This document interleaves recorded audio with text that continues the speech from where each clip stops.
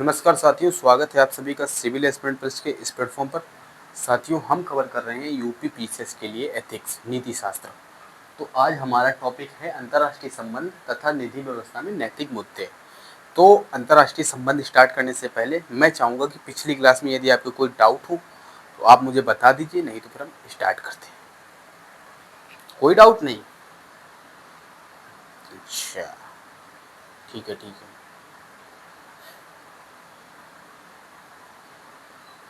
देखिए, जो आप पूछ रहे हैं कि अभी कितनी क्लासेस और बची हुई हैं, तो लगभग 3 क्लास आपको मान के चलनी है। देखिए, 15 अगस्त को तो मैंने छुट्टी ली थी, तो इसलिए 15 अगस्त की तो क्लास हो नहीं पाई। तो आज से क्लास स्टार्ट है, तो आज की एक क्लास हो गई। इसके अतिरिक्त 2 या 3 क्लास और मान के चलिए, बस इतने में हमारा नीति शास्त्र कवर हो जाएगा। ठीक है, हाँ, इतने में कवर हो जाएगा। देन आफ्टर हम लोग शुरू करेंगे पेपर 5, जैसा कि मैंने कहा है। बाकी आप लोग डिसाइड कर लीजिए, यदि पेपर 5 नहीं चाहते तो आप लोगों कुछ लोगों ने कहा कि इकोनॉमिक्स से स्टार्ट कर लीजिए, तो ठीक, इकोनॉमिक्स से स्टार्ट कर ली जाएगी। जैसा आप लोग बताएंगे उसी अकॉर्डिंग काम हो जाएगा, इसमें कोई दिक्कत है नहीं। हाँ, तो अंतर्राष्ट्रीय संबंधों को स्टार्ट किया जाए। तो देखिए, कोई भी चीज़, कोई भी संबंध होता है तो उसके पीछे सबसे पहले होती है प्रमुख विचारधाराएं। तो अंतर्राष्ट्रीय संबंधों को स्टार्ट करने से पहले हम यही देखेंगे अंतर्राष्ट्रीय संबंधों से संबंधित कुछ प्रमुख विशेषताएं। तो लिखिए, ये तो हमारे यूनिट का नाम है, ठीक है, यूनिट कह रहा हूँ, ये हमारे टॉपिक का नाम है आज का। तो इसमें लिखिए अंतर्राष्ट्रीय, हेडिंग लिखिए अंतर्राष्ट्रीय संबंधों, अंतर्राष्ट्रीय संबंधों से संबंधित प्रमुख विचारधारा।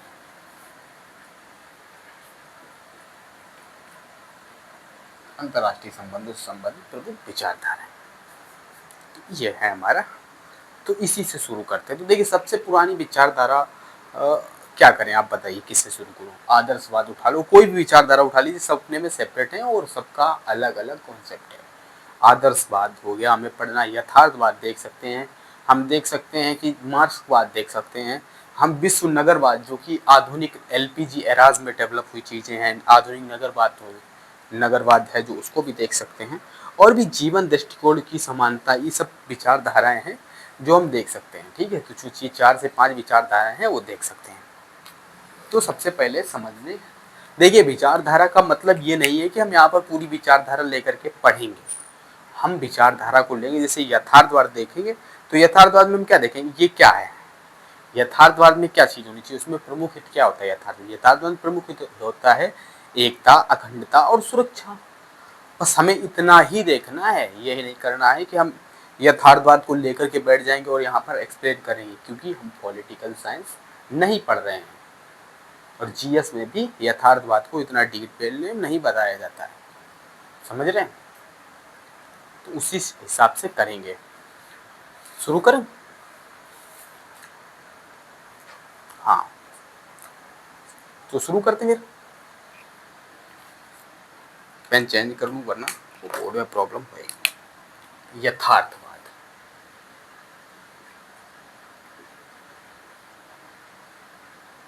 तो यथार्थवाद इंग्लिश में क्या कहते हैं, रियलिज्म।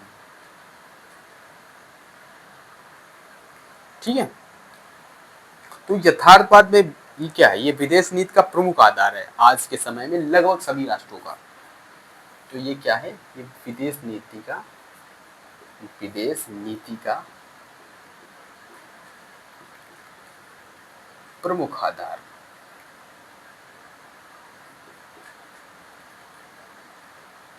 सभी अपने राष्ट्रीय हित, एकता, अखंडता को सुनिश्चित रखना चाहते हैं, इसलिए सबका यथार्थवाद, सभी की विदेशी नीति में यथार्थवाद तो एक बहुत ही प्रमुख तत्व तो रहा ही है और रहेगा भी। तो इसका प्रमुख, इसमें प्रमुख क्या है, इसमें प्रमुख है हित सुरक्षा। हित प्रमुख, इसमें जो सिद्धांत है इसमें हित,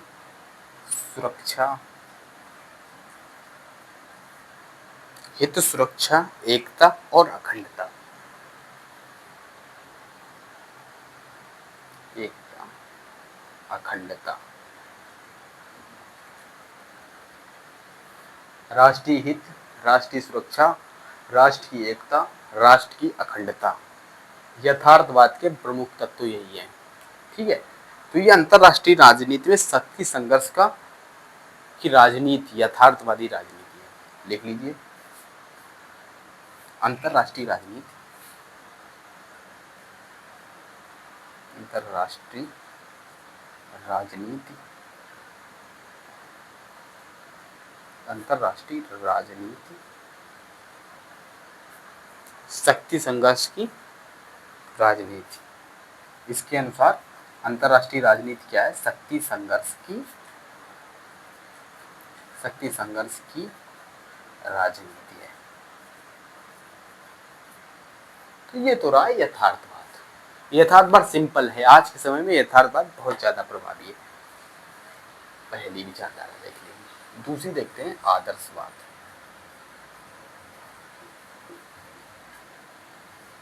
तो आदर्शवाद क्या है?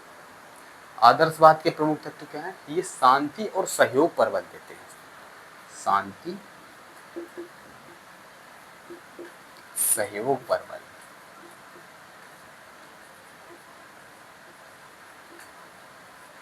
शांति सहयोग पर बल देंगे। तो इनके शांति सहयोग पर बल देंगे तो इनकी क्या होगी? यूएन व उसकी संस्थाएं इसी विचारधारा पर काम करती हैं। यूएन, संयुक्त राष्ट्र जो है, यूएन व उसकी संस्थाएं, यूएन व उसकी संस्थाएं इसी विचारधारा पर कार्य करती है। इसी विचारधारा पर कार्य करती है।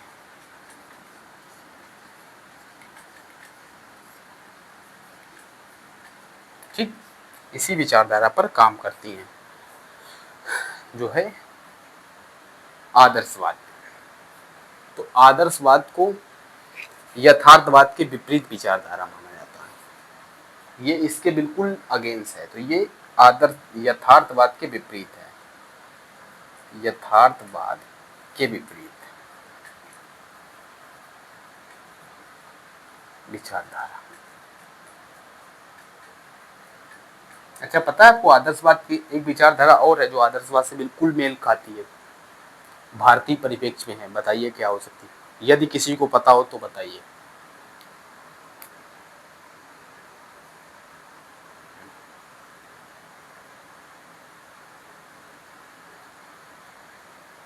गांधीवाद, बिल्कुल सही।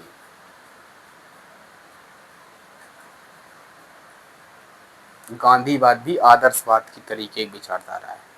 ठीक, तो ये तो हो गया था पॉइंट नंबर 1, आदर्शवाद। दूसरा मैंने देख लिया आदर्श, पहला यथार्थवाद, आदर्शवाद। अब देखते हैं मार्क्सवाद। मार्क्सवाद, आई थिंक मार्कर में इंक नहीं है, तो इंक डाल लीजिए। नहीं, नेहरू, देखो नेहरू को आप व्यवहारिक ज्यादा है, नेहरू को आदर्शवादी माना जा सकता है, परंतु गांधी के प्रोस्पेक्टिव में उतने व्यवहारिक नहीं होंगे जितने, सॉरी व्यवहारिक है, उतने आदर्शवादी नहीं होंगे जितने कि गांधी है। हाँ, ये बात आपकी बिल्कुल, हाँ बिल्कुल भाई, नेहरू भी आदर्शवादी ही व्यक्ति आप मानिए उनको, वो ज्यादा आदर्शवाद का उनमें एलिमेंट था, परंतु वो व्यवहारिक व्यक्ति भी थे।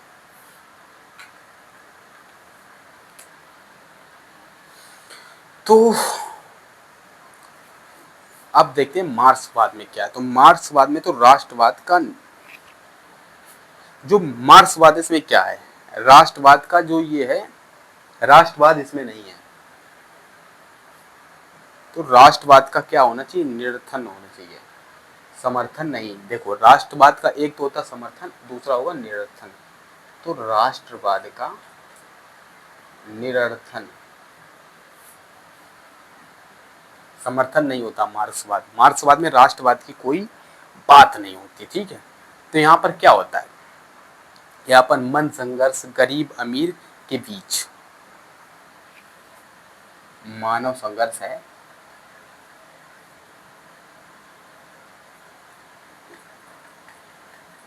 गरीब अमीर के बीच मन का संघर्ष है। गरीब मन क्यों, वर्ग संघर्ष ही लिख लीजिए, जो ओरिजिनल टर्मिनोलॉजी है, नहीं तो फिर प्रॉब्लम होगी। वर्ग संघर्ष, गरीब अमीर के बीच, वर्ग संघर्ष गरीब अमीर के बीच। तो ये मार्क्सवाद की विचारधारा है। वर्ग संघर्ष और क्या है, पूंजीवाद का विरोध। पूंजीवाद का विरोध। मार्क्सवाद सीधा यही है, मार्क्सवाद के टर्म सीधे टर्मिनोलॉजी समझ लीजिए। एक तो राष्ट्रवाद को बिल्कुल खारिज करता है, दूसरी बात ये कहेगा वर्ग संघर्ष, जिसमें गरीब अमीर के बीच वर्ग संघर्ष की बात करता है, और पूंजीवाद का पूरी तरीके से इन्होंने विरोध किया है। हाँ, तो ये तो आप लोगों ने नोट कर लिया होगा, तो इसको इरेज कर दें। हाँ ठीक है।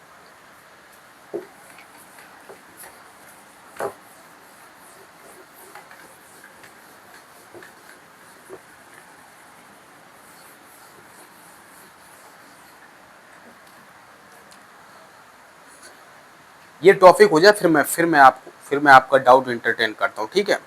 बस ये हो जाने दीजिए, उसके बाद मैं आपका डाउट ही ले लूँगा, ठीक है। अभी क्लास स्टार्ट हुई, फिर इस एकदम से सही नहीं होता ना। हाँ, जीवन दृष्टिकोण की समानता है, या विश्व नगरवाद पहले लिख लीजिए, विश्व नगरवाद।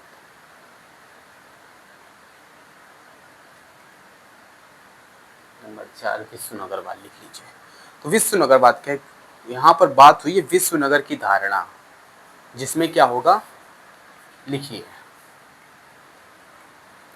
विश्व नगर की धारणा,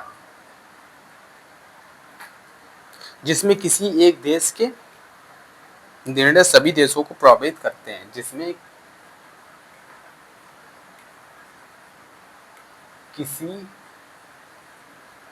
एक देश के निर्णय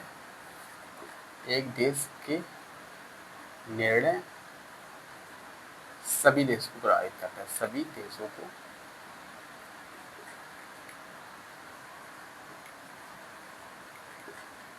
प्रभावित करते हैं। विश्व नगरवाद इस तरह की विचारधारा। तो विश्व नगरवाद मैंने बताया आपको पहले ही, भूमंडलीकरण का परिणाम है। एलपीजी रिफॉर्म में से भूमंडलीकरण, ग्लोबलाइजेशन का परिणाम है। तो इसमें क्या है, इसमें मान लीजिए भारत के द्वारा बंधुत्व के विचारधारा, ये जो विचारधारा ये किस तरह की है, भारत के विश्व बंधुत्व की विचारधारा, भारत के विश्व बंधुत्व विचारधारा के नजदीक, विचारधारा के नजदीक एलपीजी रिफॉर्म। अरे भाई, एलपीजी रिफॉर्म का मतलब वो नहीं जो आप बताने की कोशिश करें। एलपीजी का मतलब लिबरलाइजेशन, यानी कि उदारीकरण है। यहाँ पर प्राइवेटाइजेशन, जिसका मतलब होता है निजीकरण, और एक जी का मतलब है ग्लोबलाइजेशन, जिसका मतलब होगा भूमंडलीकरण। एलपीजी का मतलब ये है, जब आप इकोनॉमिक्स पढ़ेंगे तो वहाँ पर हमें एलपीजी रिफॉर्म्स पढ़ने होंगे, जो कि एलपीजी रिफॉर्म्स ब्रिटेन की इकोनॉमी में बहुत पहले लागू कर दिए गए, देन आफ्टर इंडिया में लागू किए गए। अमेरिकन इकोनॉमी भी लगभग, ये पूंजीवादी एक तरीके से मान लीजिए एलपी रिफॉर्म्स को।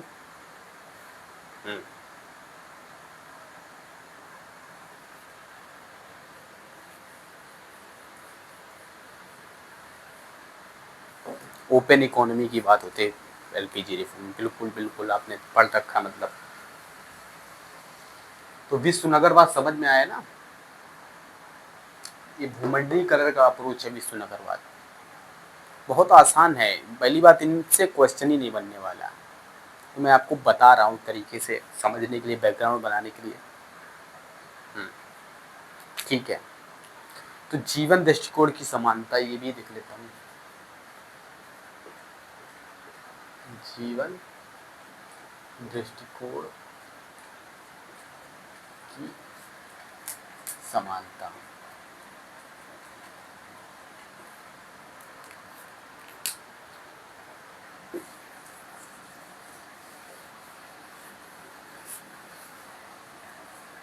जीवन दृष्टिकोण की समानता के विश्व के सभी नागरिकों पर लागू होते हैं। समान महत्व, विश्व के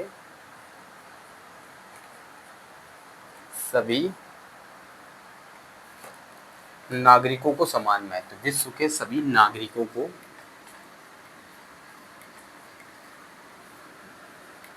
समान महत्व, समान महत्व। इस विचारधारा का मेन एम ये है कि विश्व के सभी नागरिकों को समान महत्व होना चाहिए, यानी वैश्विक नागरिकता की बात करता है। राष्ट्रवादी व संरक्षणवादी विचारधारा के विरुद्ध है ये। राष्ट्रवादी व संरक्षणवादी विचारधारा के विरुद्ध है, विचारधारा के विरुद्ध। देखिए हमारी सिलेबस में राष्ट्रवाद को हमको नहीं पढ़ाना, जो कि पॉलिटिकल सेंटीमेंट में। हम हिस्ट्री में राष्ट्रवाद को पढ़ेंगे, राष्ट्रवाद का उदय क्यों, तो इसलिए हम थोड़ा सा बता देते राष्ट्रवाद है क्या। राष्ट्रवाद है एकता की भावना, और राष्ट्रवाद से क्या, राष्ट्रवाद जब जटिल व्यवस्था में पहुंचता है तो ये संरक्षणवाद का रूप लेने लगता है। सपोज एग्जांपल अमेरिकन पॉलिसीज को देख लीजिए। अमेरिकन पॉलिसीज जो प्रेजेंट टाइम में है क्या है, मागा, मेक अमेरिका ग्रेट अगेन। क्या कर रहा है ये कोशिश कर रहे हैं कि जो ये भूमंडलीकरण की अप्रोच है इसको पीछे कर रहे हैं, और ये अपना हित देख रहे हैं, राष्ट्र का हित देखने की कोशिश कर रहे हैं। जबकि अमेरिका किस फिलॉसफी पर चलता था, अमेरिका चलता आ रहा है भूमंडलीकरण की अप्रोच पर, और यहाँ पर राष्ट्रवादी और संरक्षणवादी विचारधारा हावी हो रही है अमेरिका में प्रेजेंट टाइम में। समझ रहे हैं ना। राष्ट्रवाद वैसे देखा जा रहा है कि जैसे ही 2011-12 के बाद से लगभग दुनिया में हर जगह राष्ट्रवाद का प्रभाव बढ़ता है, दक्षिणपंथ बहुत प्रभावी रूप में आगे बढ़ रहा है। देखिए अरब राष्ट्रवाद हो गया आपका, देखिए अफगानिस्तान में राष्ट्रवादी ताकतें आ गई, हिंदुस्तान में राष्ट्रवादी ताकतें आ गई, इटली में राष्ट्रवादी ताकतें आ गई। इसी से समझ लीजिए कि यूरोप की आध्यात्मिक राजधानी कही जाने वाली इटली, रोम का शहर, वहाँ पर राष्ट्रवादी सरकार, दक्षिणपंथी सरकार बन गई। इसका मतलब समझ रहे हैं आप, दुनिया में राष्ट्रवाद का इस टाइम पर प्रकोप, राष्ट्रवादी ताकतें मजबूत होती आ रही। अमेरिका में देख लीजिए ट्रम्प राइटिस्ट अप्रोच के साथ आते हैं, तो वो देखिए कितने ताकतवर होकर के उभर रहे हैं। कुछ भी हो सकता है। तो राइटिस्ट इस टाइम पे काफ़ी दक्षिणपंथी ताकतें मजबूत हो रही हैं। तो ये तो हो गया पॉलिटिकल साइंस का अप्रोच, मैंने आपको बताया। बाकी एक्चुअल में हम अपने सिलेबस पर ही रहते हैं। तो ये संरक्षणवाद और इसके विरुद्ध है, बस इतना ही समझ लीजिए। समानता क्या है, समानता का मतलब है कि सबको समान अधिकार होने चाहिए, सभी कंपनियां, मल्टीनेशनल कंपनियों को समान अधिकार प्राप्त होने चाहिए। क्या होता है कि बाहर की कंपनियों को आप कोटा फिक्स कर दें, रोक दें, रोकने की कोशिश करें, निवेश को रोकने की कोशिश करें, ये सब चीज़ें आपकी संरक्षणवाद के रूप में आती है कि आप अपने उद्योग को बचाने के लिए बाहर की कंपनियों पर रोक लगा रहे हैं। ये है प्रोटेक्शनिज्म। ठीक। गांधीवाद आप पढ़ी चुके, गांधीवाद में क्या बताऊं, कहो तो एक दो लाइन लिख दूं, वही गांधीवाद में लिखना नहीं चाहिए, चलिए लिख देता हूँ गांधीवाद, क्योंकि विचारधारा पढ़ रहे तो गांधीवाद। वैसे जब मैं पॉलिटिकल साइंस पढ़ता हूँ, हम लोग पढ़ाते हैं, तो वहाँ पर ये सब विचारधाराएं आपको पढ़ने को मिलती है। राष्ट्रवाद, संरक्षणवाद, नगरवाद, सब कुछ पढ़ना पड़ता है। और भी कई विचारधाराएं आज, उदारवाद, समाजवाद, कई विचारधाराएं आ जाती हैं, वो अलग अप्रोच होती है। तो क्या अहिंसा वैश्विक शांति पर बल, अहिंसा वैश्विक शांति पर बल, वैश्विक शांति पर बल, निशस्त्रीकरण पर बल।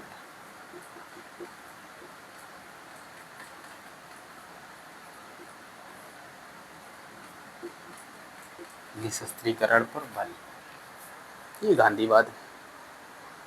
अच्छा आप देख, नहीं नहीं, इंडियन गवर्नमेंट जो है, इंडिया में जो प्रेजेंट गवर्नमेंट है या पूर्व में गवर्नमेंट, इंडियन की गवर्नमेंट कभी ऐसी पॉलिसीज नहीं रही। राष्ट्रवादी आपको लगते होंगे, परंतु सबका देखिए आप, सबने इकोनॉमी को लगभग बूम की ओर ले जाने की कोशिश कर रही हैं जितनी भी गवर्नमेंट्स रहती हैं। और 21वीं सदी में कोई भी पूरी तरीके से राष्ट्रवादी नहीं है, ना कोई भी पूरी तरीके से दक्षिणपंथी कह रहा हूँ, ना ही कोई पूरी तरीके से लेफ्टिस्ट है। देखिए चाइना को, चाइना तो पूरी तरीके से कैपिटलिस्ट है, पॉलिटिकल स्ट्रक्चर को छोड़ के। इस तरीके से समझिए। तो अब लिखिए, अंतर्राष्ट्रीय नैतिकता से संबंधित मुद्दे लिख लेते हैं। समझ में आ गया ना, इनमें तो कोई डाउट नहीं है।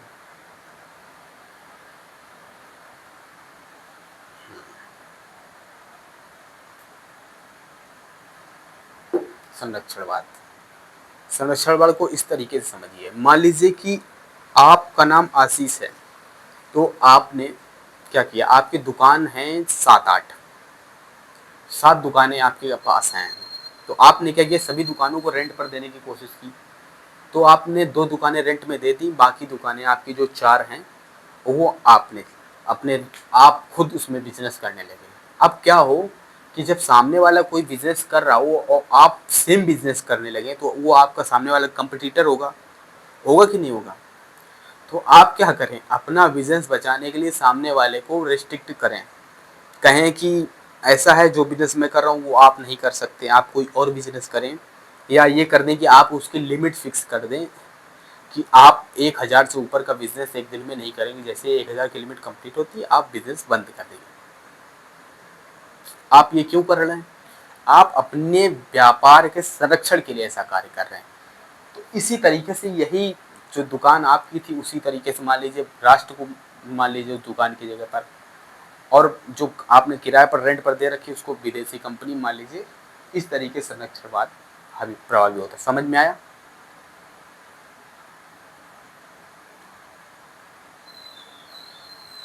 हाँ, राष्ट्रवाद देखिए, आप जो बताने की मुझे कोशिश कर रहे हैं या आप डाउट पूछ रहे हो वो मुझे नहीं पता, मैं समझाने की कोशिश करता हूँ। देखिए राष्ट्रवाद भी अलग अलग तरीके का हो सकता है। एक तो प्रशासनिक राष्ट्रवाद हो सकता है, जिसमें प्रशासन की एकता हो सकती है। दूसरा क्या, धार्मिक राष्ट्रवाद हो सकता है। आध्यात्मिक राष्ट्रवाद भी हो सकता है। कई तरीके के राष्ट्रवाद, राष्ट्रवादी विचारधारा एक एक बंधन में मत बांधिए उसको। राष्ट्रवाद के कई तत्व हो सकते हैं जो जोड़ने की बात करते हो। राष्ट्रवाद क्या, जोड़ने की विचारधारा है। बिल्कुल बिल्कुल, बड़े ठीक है ना। हाँ, अरे इन विचारधारा में सर्वोदय वो नहीं डालना है भाई, वो गांधी का।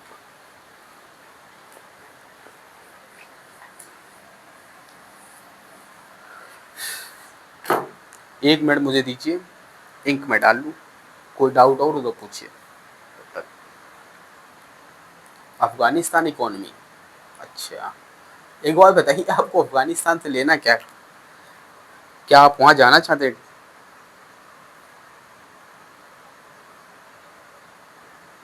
बताइए, इतना इंटरेस्ट क्यों भाई। पहली बात तो अफगानिस्तान को अभी यूएन से मान्यता नहीं मिली, यानी कि वो एक कंट्री के तौर पे मान्यता प्राप्त राष्ट्र नहीं है। हाँ, तो उसके साथ कोई ऑफिशियल संबंध कोई राष्ट्र स्थापित नहीं कर रहा है। उसको 2 देशों ने शायद मान्यता दे रखी है, रसिया एंड दूसरा शायद मेरे सामने चाइना होगा, चेक कर लीजिएगा। वो क्लियर नहीं हूँ मैं भी अभी, पूरी तरीके से क्लोज इकोनॉमी है।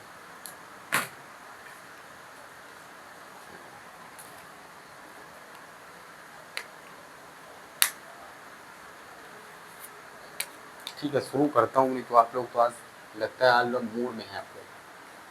अंतर्राष्ट्रीय नैतिकता के मुद्दे, अंतर्राष्ट्रीय नैतिकता के मुद्दे। पॉइंट नंबर 1, विश्व की साझा संपत्ति का प्रबंधन व विनियमन।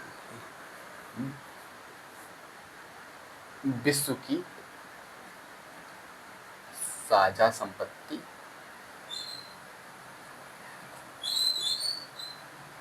का प्रबंधन व विनियमन।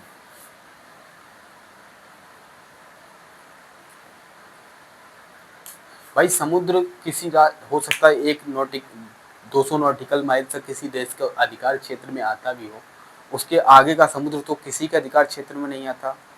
तो क्या वहां पर सबको गंदगी फैलानी चाहिए? नहीं फैलानी चाहिए ना। सबको प्रबंधन करने चाहिए कि नहीं करने चाहिए? आर्कटिक अंटार्कटिका दोनों जगह देखिए आपको, भाई सबका लगभग, जो एरिया किसी का नहीं है वो सबका है। अब कोई शक्तिशाली राष्ट्र जाकर के दावा वहां पर कर दे कि ये एरिया हमारे उसमें आता है, तो क्या उसका हो जाएगा? नहीं होगा ना। साझा संपत्ति का प्रबंधन व विनियमन आवश्यक है। तो इसमें मान लीजिए अंटार्कटिका आर्कटिक के मुद्दे और इनके संसाधनों से जुड़े मुद्दे तो इनमें लिखिए आप। एक पॉइंट नंबर 1 तो लिखिए आप, Antarctica, Antarctica, Arctic, Antarctica, Arctic,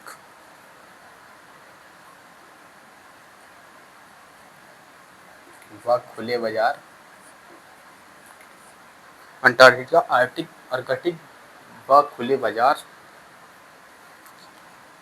sorry खुले बाजार नहीं, खुले सागर, कहाँ दिमाग जा रहा मेरा, खुले सागर के संसाधनों का मुक्त आवागमन, खुले सागर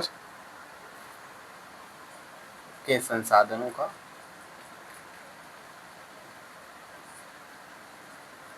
मुक्त आवागमन, आवागमन। एक तो ये हो गया। दूसरा आप देखिए, दूसरा आप देख सकते हैं अंतरिक्ष कूटनीति।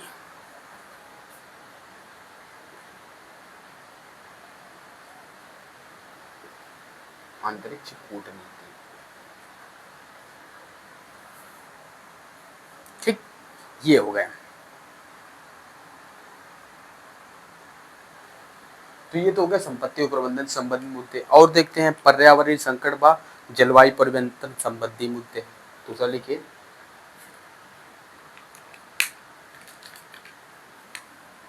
पर्यावरणीय संकट, संकट व जलवायु परिवर्तन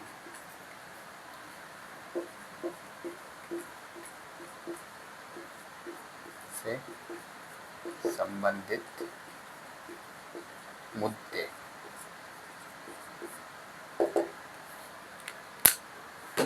पर्यावरण व प्रवाही संरक्षण से संबंधित मुद्दे, इनमें क्या मुद्दे हो सकते हैं? देखिए, एक तो पेरिस जलवायु समझौता, पेरिस जलवायु समझौता,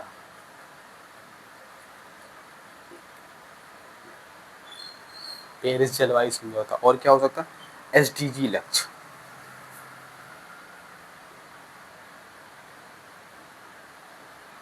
सतत विकास लक्ष्य, ठीक है, सस्टेनेबल डेवलपमेंट गोल्स।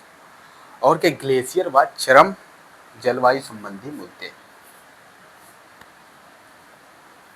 ग्लेशियर व चरम जलवायु संबंधी मुद्दे, ठीक, ये हो गया। और भी चीजें इसमें शामिल कर सकते हो। इसमें शामिल कर सकते हो जीवों के संरक्षण संबंधी मुद्दे, जीवों के संरक्षण संबंधी मुद्दे, जीवों के संरक्षण संबंधी मुद्दे, जीवों के संरक्षण संबंधी मुद्दे, और क्या है, द्वीपीय व तटीय क्षेत्रों के डूबने संबंधी मुद्दे। द्वीपीय व तटीय संबंधों द्वीपीय व तटीय क्षेत्रों के डूबने संबंधी मुद्दे। तटीय क्षेत्रों के डूबने संबंधी मुद्दे। इस तरीके से जलवायु परिवर्तन व जलवायु परिवर्तन और ये पर्यावरणीय संकट से संबंधित मुद्दे हो सकते हैं। और भी डिबेट्स हैं, आप जितना चाहें उतने मुद्दे इसमें शामिल कर सकते हैं। मेरे हिसाब से तो लिख लीजिए, अलग अलग लिख लीजिए। ये तो आप जान लिया पर्यावरण से संबंधित मुद्दे क्या, और भी लिख लीजिए।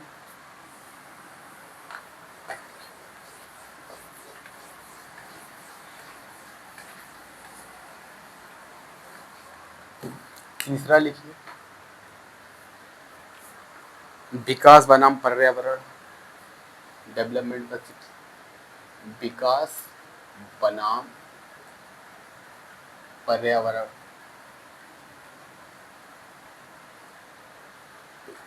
विकास बनाम पर्यावरण। और क्या, निशस्त्रीकरण, इसमें भारत की न्यूक्लियर पॉलिसी। निशस्त्रीकरण,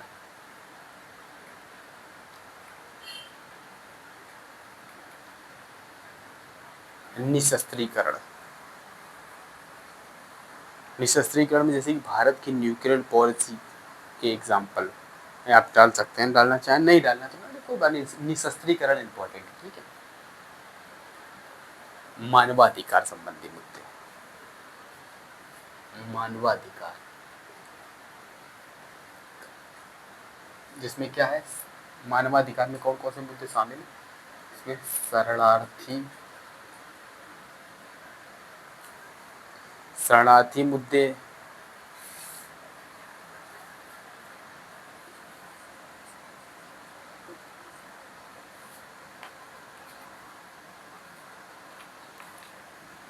शरणार्थी मुद्दे से उदाहरण के लिए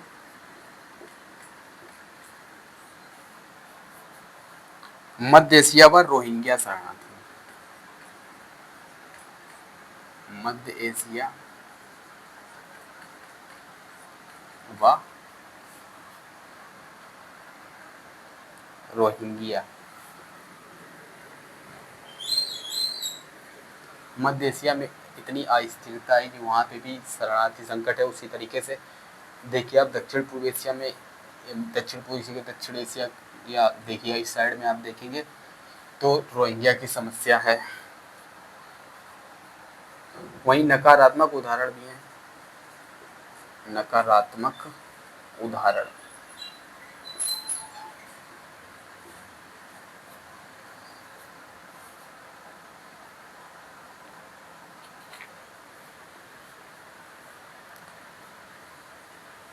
युद्ध के समय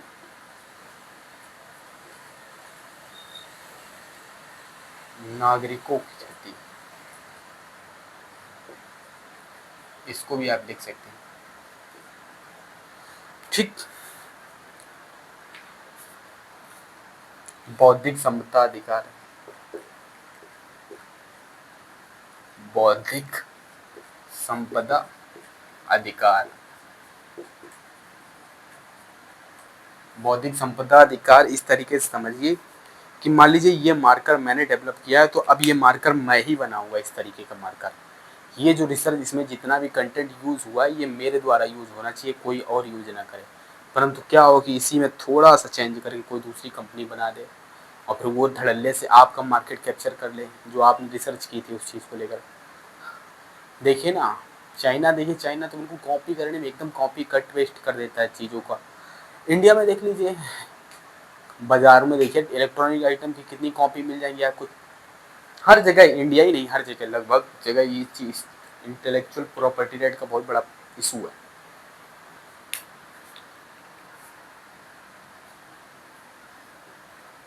प्राकृतिक आपदा,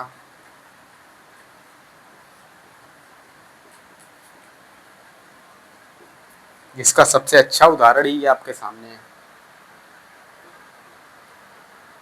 कोविड-19।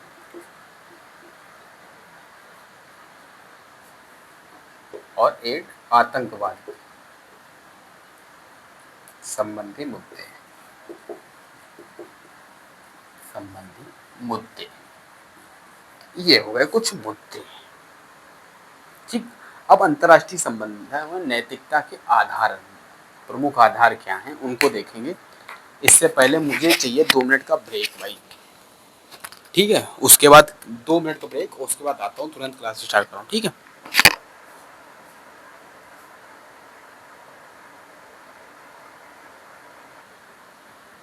अंतर्राष्ट्रीय संबंधों में नैतिकता के प्रमुख आधार। तो नैतिकता के प्रमुख आधार क्या हो सकते हैं? कुछ चीज़ें हैं जो टॉपिक हैं वो नैतिकता के प्रमुख आधार हैं। तो लिखिए,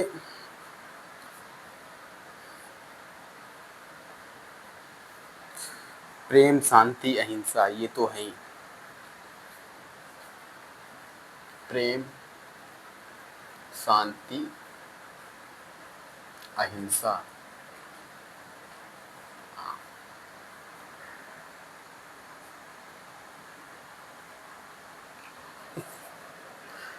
क्या लिख रहे हो भाई? प्रेम, मैं वो बात नहीं कर रहा हूँ।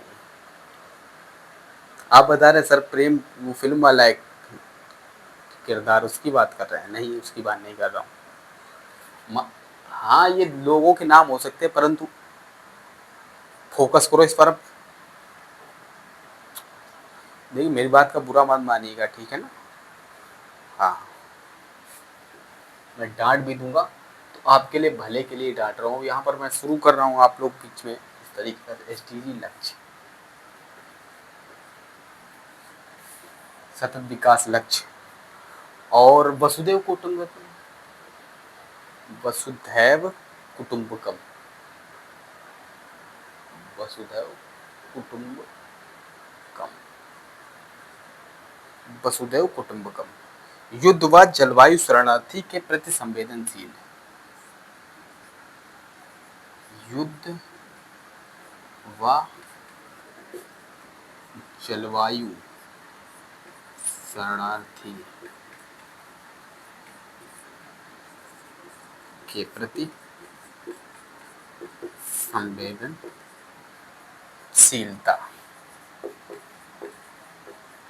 युद्ध व जलवायु शरणार्थी के प्रति संवेदनशीलता, और क्या?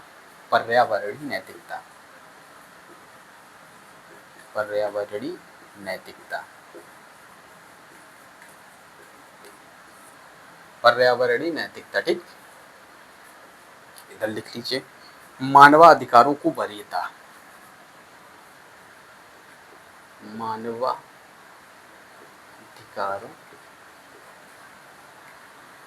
को वरीयता,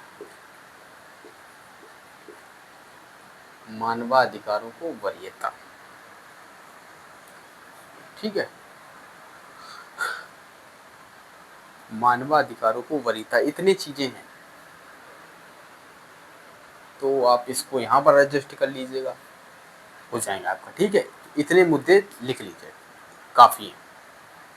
अब जो शुरू करते हैं, अब देखते हैं अंतर्राष्ट्रीय निधि में नैतिकता से जुड़े मुद्दे हैं।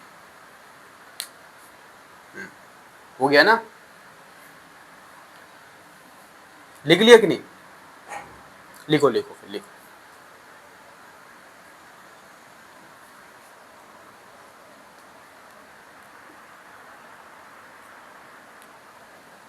ओके,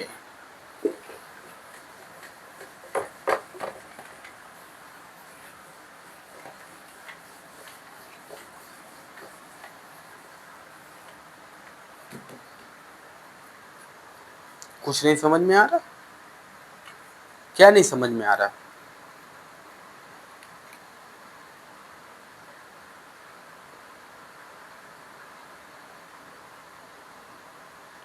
क्लास में पढ़ा, अच्छा क्लास में पढ़ते टाइम समझ में आता, उसके बाद कुछ नहीं समझ में आता। इसके तो भाई दो ही कारण हो सकते हैं, एक तो है कि आप रिवीजन नहीं कर रहे हैं कायदे से, दूसरा ये है कि आप क्लास पढ़ने, यही है आपका कारण, रिवीजन नहीं कर रहे, बुक रीडिंग नहीं कर रहे भाई। रिवीजन करो, बुक रीडिंग करो, सब आपका क्लियर हो जाएगा और कोई समस्या नहीं है।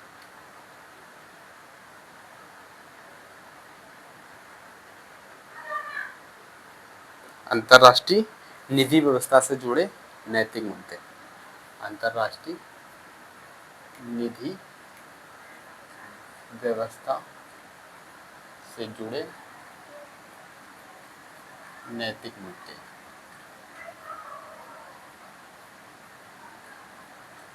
अंतर्राष्ट्रीय निधि व्यवस्था से जुड़े नैतिक मुद्दे। तो चलिए लिखिए नैतिक मुद्दे क्या है। विदेशी या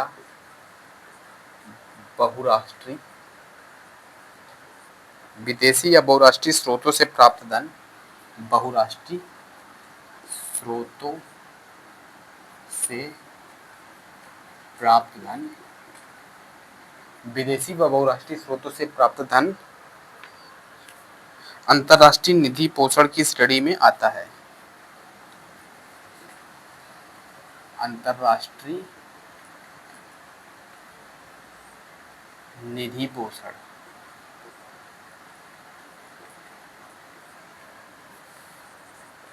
की श्रेणी में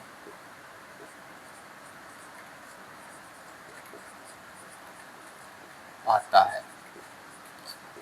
विदेशी या बहुराष्ट्रीय स्रोतों से प्राप्त धन अंतर्राष्ट्रीय निधि पोषण की श्रेणी में आता है। ठीक है,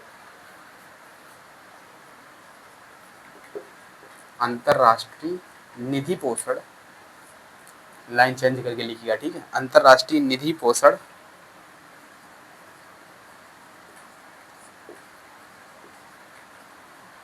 अंतर्राष्ट्रीय निधि पोषण सकारात्मक व नकारात्मक, सकारात्मक व नकारात्मक, अंतर्राष्ट्रीय निधि पोषण सकारात्मक व नकारात्मक दोनों तरह के उद्देश्यों के लिए, दोनों तरह के उद्देश्यों के लिए, दोनों तरह के उद्देश्यों के लिए हो सकता है।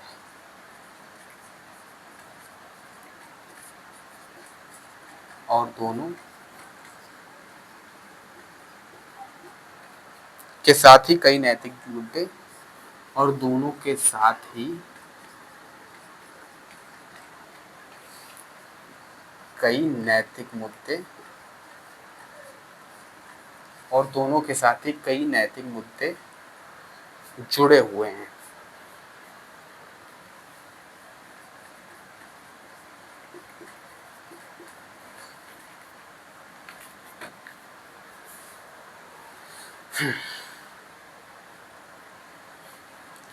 तो दोनों के साथ ही कई नैतिक मुद्दे जुड़े हुए हैं, तो अब मुद्दे देख लेते हैं, क्लियर हो जाएगा। तो क्या बहुराष्ट्रीय कंपनी, ये तो हो गया अंतर्राष्ट्रीय निधि पोषण श्रेणी में आता है। ठीक, अंतर्राष्ट्रीय निधि पोषण में क्या सकारात्मक व नकारात्मक दोनों तरह के उद्देश्य के लिए हो सकता है, और दोनों के साथ ही नैतिक मुद्दे जुड़े हुए हैं, तो जुड़े होने भी चाहिए, हुआ है नहीं। मान लीजिए कोई संस्था को फंड होता है और पता लगता है कि वो इन्वायरमेंट इशू के नाम पर वहाँ पर जाके एनजीओ कोई हंगामा कर रहा है, और मान लीजिए ऐसा हो कि उस एनजीओ को बाहर से फंड मिल रहा है, उसके दम पर वो हंगामा कर रहा हो और विकास के कार्य को रोक रहा हो, ऐसा हो सकता है कि नहीं हो सकता। कई तरीके के ऐसे एनजीओ पाए गए और कई एनजीओ के लाइसेंस गवर्नमेंट ऑफ इंडिया ने रद्द भी किए। ये बातें ऐसी नहीं कही है। ठीक है, हटा दूं? ठीक है,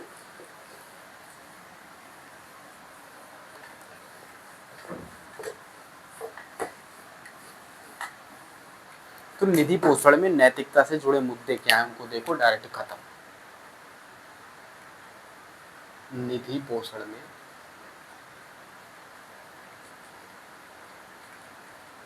नैतिकता से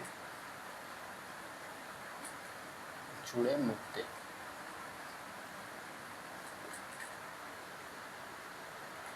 नीति पोषण में नैतिकता से जुड़े मुद्दे।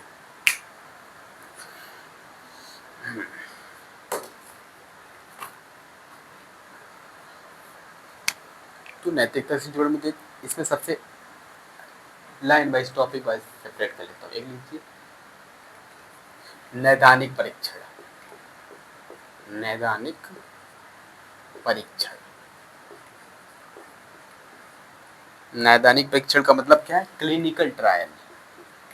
क्लिनिकल ट्रायल एक तो ये हो गया नैदानिक परीक्षण। तो इसमें क्या होता है? इसमें होता है विकसित देशों की अनुसंधान कंपनियां, इसमें क्या होता है? विकसित देशों की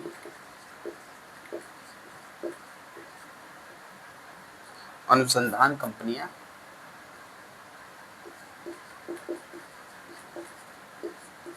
विकसित देशों की अनुसंधान कंपनियां विकासशील देशों की कंपनियों के साथ साझेदारी। विकासशील देशों की कंपनियों के साथ साझेदारी करती है। ठीक, साझेदारी करती है। तो साझेदारी करती करती निवेश करती है। विकसित देशों की कंपनियां निवेश करती हैं। निवेश, विकसित देशों की कंपनियां विकसित देशों की कंपनियों द्वारा निवेश, विकसित देशों की कंपनियों द्वारा विकासशील देशों पर दबाव।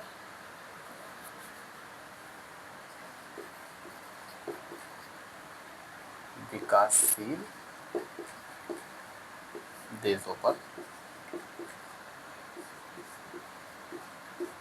दबाव, इसके माध्यम से दबाव भी पैदा होता है।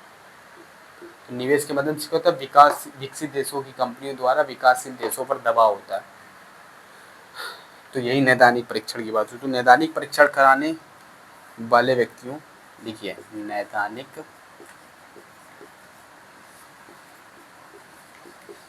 परीक्षण कराने वाले व्यक्तियों, नैदानिक परीक्षण कराने वाले व्यक्तियों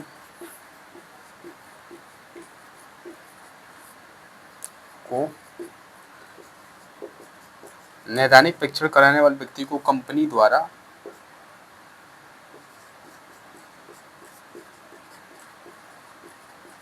संपूर्ण जानकारी नहीं दी जाती। संपूर्ण जानकारी नहीं दी जाती। साथ ही अनुसंधान, साथ ही अनुसंधान पूरा हो जाने के बाद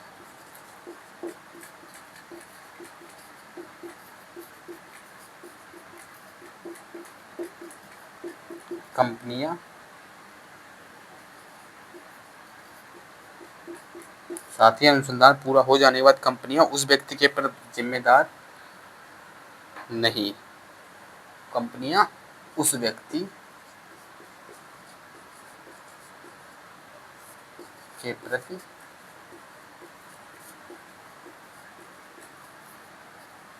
जिम्मेदार नहीं।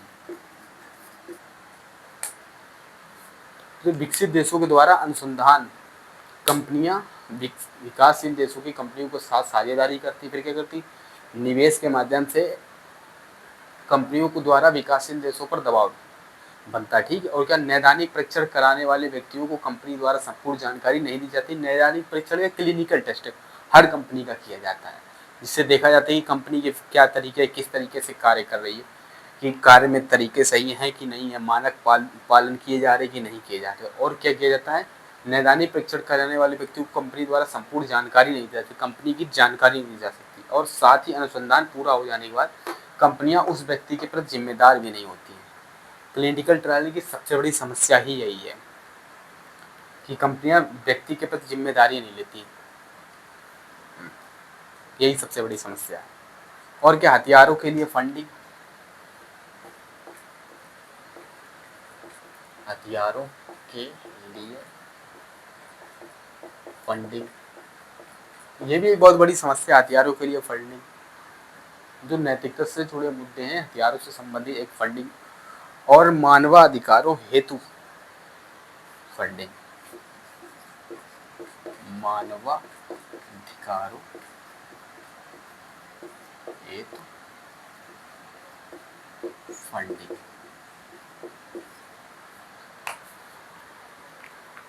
अब इसमें हथियारों के लिए फंडिंग और मानवाधिकारों में फंडिंग में प्रॉब्लम क्या है, नैतिक मुद्दे क्या हैं? तो आप ऐसे समझिए ना, एक सरकार द्वारा दूसरी सरकार को हथियार देना नैतिक या अनैतिक हो सकता है, परंतु क्या हो कि मान लीजिए सबसे अच्छा उसका उदाहरण है, हथियारों की फंडिंग के लिए सबसे अच्छा उदाहरण आपको मिलेगा पाकिस्तान। अमेरिका ने उसको बहुत ही एडवांस टेक्नोलॉजी पर उसने क्या किया, उसने अपने सुरक्षा के बदले सामने वाले को हमला करने पर ज़्यादा फोकस किया, और उसने इंडिया पे हमला कर दिया हथियार पा करके। तो ये नैतिक मुद्दे समझ पड़ जाते हैं। उसी तरीके से क्या हो, मानवाधिकारों हेतु फंडिंग के लिए क्या हो, मान लीजिए कोई संस्था या कोई देश या कोई अंतर्राष्ट्रीय फोरम किसी देश को मानवाधिकारों हेतु फंडिंग करता है, परंतु क्या हो कि उस फंडिंग का उपयोग किसी और चीज़ में करने लगे। मान लीजिए पाकिस्तान गवर्नमेंट को डेवलपमेंट के लिए पैसा दिया जा रहा है, परंतु वो कुछ और काम करने में लगा रही है। तो इसलिए मानवाधिकार की फंडिंग से जुड़े मुद्दों में भी समस्या आ जाती है। तो ये हैं मुद्दे, और आज का टॉपिक यहीं पर खत्म। अगर कोई डाउट हो तो पूछिए, नहीं तो क्लास यहीं तक करते हैं। हाँ, एक काम कीजिए, आप लोग डाउट सीधा मुझे मैसेज में ही पूछ लीजिएगा, वहीं मैं बता दूंगा, ठीक है? क्लास यहीं तक रखते हैं, ठीक है फिर। जय हिंद, जय भारत, मिलते हैं नेक्स्ट क्लास में।